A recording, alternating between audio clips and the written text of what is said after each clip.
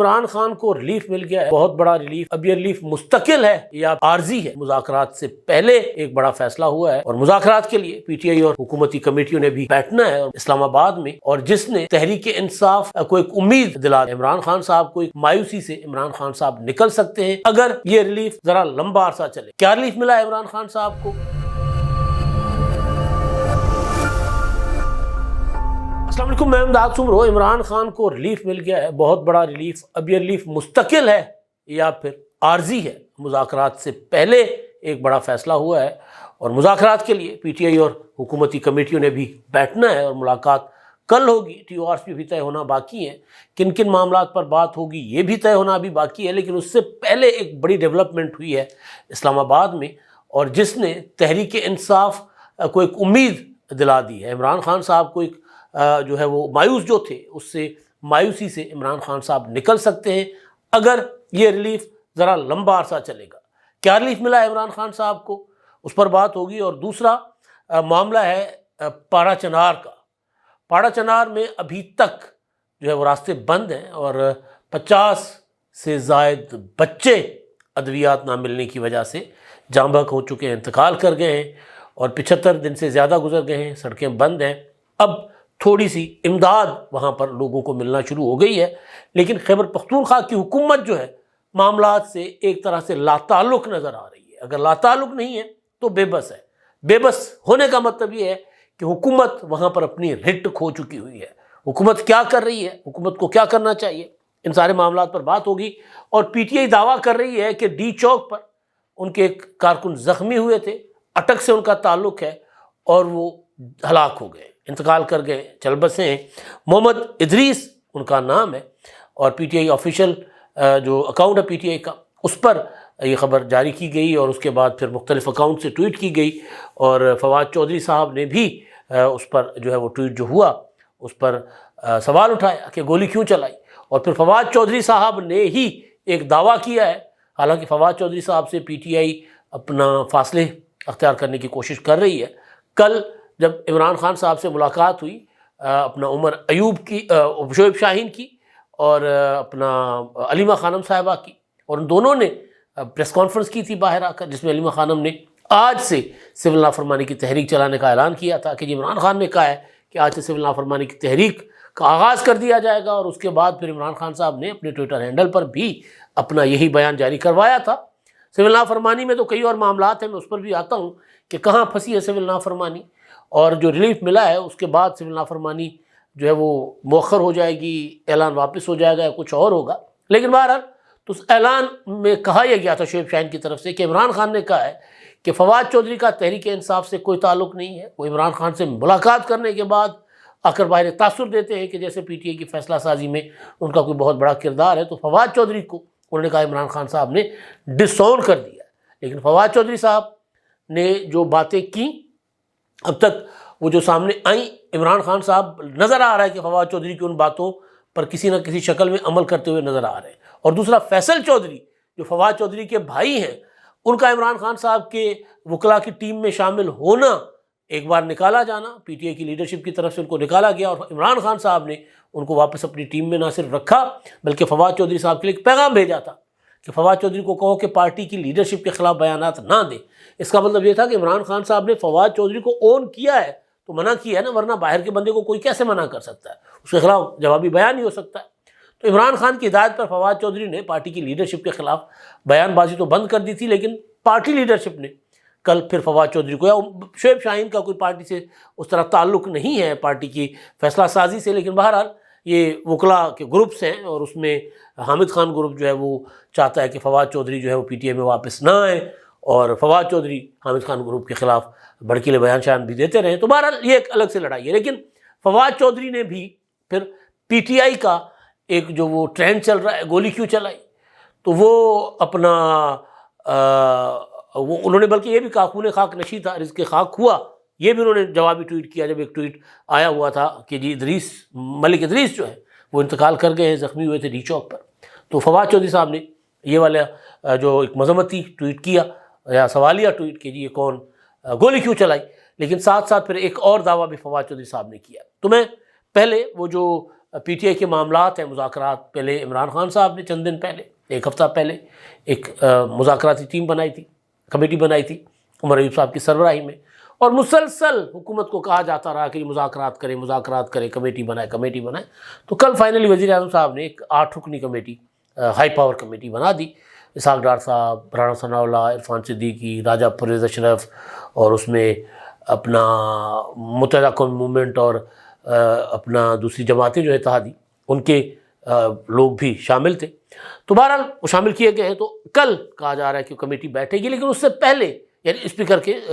میزبانی میں کمیٹی بیٹھے گی اور دیکھا جائے گا کہ مذاکرات کو کیسے آگے بڑھایا جائے گا. پی ٹی آئی اپنی کنڈیشنز، اپنی چیزیں سامنے رکھے گی. اس کے لیے تحریک انصاف نے ڈرافٹ تیار کیا ہے، تحریک انصاف نے فہرستیں تیار کی ہے کوئی 4-5 ہزار لوگوں کی، اور عمران خان سے شروع ہوتا ہے وہ فہرست، اور آگے چل کر وہ باقی عام کارکنوں تک جو چلی جاتی ہے فہرست. اس میں ڈیمانڈ یہ کی گئی ہے کہ ان سب کو رہا کیا جائے اور یہ حکومت کے سامنے رکھا جائے گا معاملہ. تو حکومت اس پر بات کرنے کی پوزیشن میں ہے نہیں ہے، میں نے اپنے پچھلے ولاگ میں بتا دیا، لیکن سیاسی لوگ ہیں، ظاہر انگیج کریں گے. پی ٹی آئی اگر مذاکرات چاہتی ہے تو حکومت کے پاس کوئی وجہ نہیں ہے کہ حکومت مذاکرات نہ کرے. ہاں یہ ہو سکتا ہے کہ 9 مئی کے حوالے سے جو کلیئر کٹ اور واضح موقف رہا ہے حکومت کا، حکومت وہ موقف اپنا رکھے گی. آج وزیر دفاع خواجہ آصف صاحب نے لندن میں ایک پریس کانفرنس کی ہے، اس میں انہوں نے 9 مئی کے حوالے سے واضح موقف اختیار کیا ہے کہ سوچے سمجھی منصوبہ بندی کے تحت حملے کیے گئے تھے. تو اس پر انہوں نے یہ بھی کہا کہ اب تک عدالتوں کی وجہ سے مقدمات کے فیصلوں میں ڈیلے ہے، اور جس سے حوصلہ افزائی ہوتی ہے جو مجرمان ہیں، ملزمان ہیں ان کی. تو بہرحال ایک یہ حکومت کا اپنا ایک موقف ہے. لیکن جو ڈیولپمنٹ ہے جو میں آپ کے سامنے رکھنے جا رہا ہوں وہ یہ ہے کہ اعلان کے مطابق جو اپنا احتساب عدالت جس نے 190 ملین پاؤنڈ کیس کی سماعت کی تھی، اعلان کے مطابق وہ سماعت مکمل ہونے کے بعد سوموار تک کے لیے فیصلہ محفوظ کر دیا گیا تھا. یعنی کل 2 بجے وہ فیصلہ سنایا جانا تھا. لیکن اب میڈیا یہ رپورٹ کر رہا ہے، اور خبر آنے سے پہلے میڈیا پر ہمارے دوست قیوم صدیقی صاحب آئے ہوئے تھے لاہور، تو انہوں نے، ابھی یہ جیو پر خبر نہیں آئی تھی، تو انہوں نے کہا تھا کہ فیصلہ کل نہیں آنے لگا. تو ہم نے کہا کیوں نہیں آنے لگا؟ تو بہرحال وہ ایک ہنسی مذاق میں بات چل رہی تھی کہ جی وہ سارے جو ہے نا وہ لیکیجز جو جہاں سے فیصلہ کالعدم ہو سکتا ہے وہ سارے کے سارے پہلے فل کر لیں، یعنی فیصلہ تگڑا لکھنا ہے، اس لیے کہ کوئی فیصلے میں ایسی چیز نہ رہ جائے کہ جس سے عمران خان صاحب ماضی میں جو کچھ ہوا، جلد بازی میں جو فیصلے سنائے گئے، چاہے وہ اپنا فیصلہ تھا سائفر والا، چاہے عدت میں نکاح والا معاملہ تھا، یا کچھ اور جو عمران خان صاحب کو توشہ خانہ کی سزا تھی، تو اس میں یہ اپنا تصور ہے، اس میں ایک خیال کیا جاتا ہے کہ ان میں اپنا جلد بازی کی گئی پروسیکیوشن کی طرف سے بھی، اور پھر عدالتوں نے بھی فیصلے ایسے لکھے کہ جو فیصلے بعد میں ہائی کورٹ میں 2 پیشیوں پہ اڑ گئے. ایسا ہوا نا، عدت میں نکاح والا معاملہ وہ مطلب ٹکا ہی نہیں، اور وہ تو مقدمہ بنتا بھی نہیں تھا جس طرح مقدمہ بنا، اور پھر جس طرح سزائیں سنائی گئی. تو وہ اس طرح کا کوئی رسک جو قیوم صدیقی صاحب کی باتیں تھیں کہ اس طرح کا کوئی رسک نہیں لیں گے موجودہ جج صاحب، لہٰذا اناؤنسمنٹ تو ہو گئی تھی، لیکن اب یہ ہوا ہے کہ جی فیصلہ جو ہے وہ سنایا جائے گا، تاریخ دی جائے گی اور کل نہیں سنایا جائے گا. اب اس میں ظاہر ہے ایک کم ابھی اپنی جو مذاکرات کے نتیجے میں نے آپ کو کئی بار گزارش کی ہے کہ تحریک انصاف کی یہ کوشش ہوگی کہ مذاکرات ہو، اور مذاکرات میں وہ پہلی ڈیمانڈ یہ رکھے کہ جب تک مذاکرات کا کوئی منطقی انجام نہیں نکلتا تب تک عدالتوں میں چلنے والے مقدمات جو ہیں ان کے فیصلے نہ سنائے جائیں. یعنی جس طرح ہوتا ہے نا، سپریم کورٹ آف پاکستان میں پٹیشن گئی فوجی عدالتوں کے خلاف، تو فوجی عدالتوں کو کام کرنے سے روک دیا گیا تھا، فیصلے سنانے سے روک دیا گیا تھا کہ جب تک اپنا اپیل یا جو پٹیشن پہلے تھی، اور اب تو اپیل ہے، انٹرا کورٹ اپیل، تو جب تک اس کا حتمی فیصلہ نہیں آتا تب تک عدالتیں جو ہیں فوجی عدالتیں فیصلے نہیں سنائیں گی. پھر مشروط اجازت دی گئی، جس کے بعد فوجی عدالتوں کے فیصلے آنا شروع ہوئے ہیں، اور 25 کو تو کل سزا ہو گئی تھی، سنا دی گئی تھی، اور کچھ کو سزائیں کل کے بعد جو ہے وہ باقی 60 جو رہتے ہیں ملزمان، تو ان میں سے جو مجرم ڈکلیئر ہوں گے یا جو بری ہوں گے تو وہ فیصلے بھی اسی ہفتے جو آج سے کل سے شروع ہونے والا ہفتہ ہے اس میں آنا شروع ہو جائیں گے. تو میں نے یہ گزارش کی تھی بار بار آپ کے سامنے کہ ممکن ہے کہ پی ٹی آئی یہ ڈیمانڈ کرے کہ جو مقدمات ہیں ان کو ذرا گو سلو پہ رکھا جائے، فوری اب فیصلے نہ ہوں. جو بے شک مقدمات اس نہج پر پہنچ بھی گئے ہیں جن میں فیصلے ہو سکتے ہیں، جس طرح 9 مئی ہے جس طرح یہ القادر ٹرسٹ کیس ہے، اس کا تو سماعت مکمل ہو گئی، اب تو صرف فیصلہ سنانا جج صاحب۔ تو پھر تاثر یہ لیا جا رہا ہے، میں تاثر کی بات کر رہا ہوں، کہ یہ ایک وجہ ہو سکتی ہے کہ حکومت اور پی ٹی آئی کیونکہ آپس میں انگیجمنٹ کر رہی ہیں، تو ایک کیا ہوتا ہے اس کے لیے، سی بی ایم کے لیے اعتماد سازی کے لیے کہ چلے مذاکرات کے لیے بیٹھ گئے نا، تو پھر مقدمات فی الحال رک جاتے ہیں، تو اعتماد سازی کے لیے شاید وہ فیصلہ ڈیلے کیا گیا، یہ سوچا جا رہا ہے، سمجھا جا رہا ہے۔ فواد چودھری صاحب نے جو ٹویٹ کیا جس کا میں ذکر کر رہا تھا، اس میں بھی انہوں نے اسی طرح کی ہی بات کی ہے جو ہم آج ڈسکس کر رہے تھے اپنے ڈرائنگ روم میں دفتر میں بیٹھے ہوئے۔ تو فواد چودھری صاحب نے بھی اسی طرح کا ایک ٹویٹ کیا ہے، وہ یہ کہتے ہیں 6:45 پر ان کا ٹویٹ ہے، وہ لکھتے ہیں کہ القادر جیسے جعلی کیس میں فیصلے کی تاریخ آگے کرنا مذاکرات کے لیے اہم قدم ہے، ظاہر ہے مذاکرات کے لیے کمیٹی کا قیام دکھانے کے لیے صحیح ہے، مذاکرات جہاں سے ہونے ہیں وہاں سے ہی آگے چلیں گے، پاکستان میں سیاسی استحکام کے لیے مذاکرات کی کامیابی ضروری ہے، ہر پاکستانی کی دعا ہے کہ پاکستان میں سیاسی درجہ حرارت کم ہو اور ہم درست سمت میں بڑھیں۔ فواد چودھری صاحب کا تعلق پی ٹی آئی کے ان رہنماؤں میں سے ہے جنہوں نے ہمیشہ درجہ حرارت بڑھانے کی کوشش کی ہے ماضی میں، جب حکومت میں تھے، اور جب حکومت میں نہیں تھے اور جب تک 9 میں نہیں آیا تھا، جب تک سختیاں نہیں ہوئی تھی، تب بھی فواد چودھری صاحب جو ہے وہ بھڑکیلے بیانات دے کر درجہ حرارت بڑھاتے رہے، لیکن انسان تجربوں سے سیکھتا ہے۔ اب وہ جو باتیں کرتے ہیں عقل اور دانش کی باتیں ہیں کہ مذاکرات کے ذریعے سیاسی قوتوں کو بیٹھنا چاہیے، اور سیاسی قوتوں کا بیٹھنا ضروری ہے۔ عمران خان صاحب اگر غیر مشروط مذاکرات کے لیے آمادہ ہو گئے ہیں تو اب ان کو یا پی ٹی آئی کو کم از کم یہ کہنا چاہیے کہ جی ہم اور حکومت جانے، ہم آپس میں جو مرضی کر لیں گے، اسٹیبلشمنٹ جو ہے وہ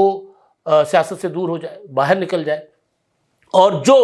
مثبت فیصلے مل کر سکتے ہیں، قانون سازی، آئین میں ترمیم ہے، وہ مل بیٹھ کر کریں گے، تو جو اسٹیبلشمنٹ کا کردار ہے وہ اسکیوز ہوگا، وہ کم ہوتا جائے گا۔ عمران خان صاحب نے اسٹیبلشمنٹ کا جو اتنا کردار تھا اس کو بڑھا کر اتنا کر دیا، اور اب بھی چاہتے ہیں عمران خان صاحب کہ اسٹیبلشمنٹ کا کردار ہو اور اسٹیبلشمنٹ کے ساتھ ہی مکمکا ہو، وہ حکومت کے ساتھ مذاکرات بالکل کہ مرتا کیا نہ کرتا کہ اسٹیج پر آ کر رہے ہیں۔ یعنی خان صاحب سیاستدانوں کے ساتھ انگیج نہیں کرنا چاہ رہے تھے، لیکن جب آرمی چیف کی طرف سے کوئی عمران خان صاحب کو مثبت جواب نہیں آیا، بلکہ آئی ایس پی آر کی طرف سے بار بار سیاسی دہشت گردی، فسادی ٹولہ، انتشاری ٹولہ، نہیں چھوڑیں گے، سیاست کو دفنا کر رکھ دیں گے، اس طرح کے جب بیانات آئے تو پھر عمران خان صاحب کو سمجھ آ گئی کہ یار ادھر سے تو کچھ نہیں ملنا، تو پھر سیاستدانوں کے ساتھ بیٹھ جائیں۔ تو اب وہ مذاکرات کے لیے کمیٹیوں کا قیام اور فیصلہ ڈیلے ہو جانا یا فیصلے میں مؤخر ہو جانا، 1 دن کے لیے، 2 دن کے لیے، 4 دن کے لیے، اس کا کوئی براہ راست تعلق ہے یا نہیں، لیکن جوڑا ضرور جا رہا ہے۔ یہ بھی ممکن ہے کہ فیصلہ اگلے 2 دن میں سنا دیا جائے، اسی ہفتے سنا دیا جائے جو کل سے شروع ہو رہا ہے، کل نہ صحیح، پرسوں صحیح، ترسوں صحیح، فیصلہ تو آئے گا کیونکہ محفوظ ہو گیا، اب فیصلے نے روکنا نہیں ہے۔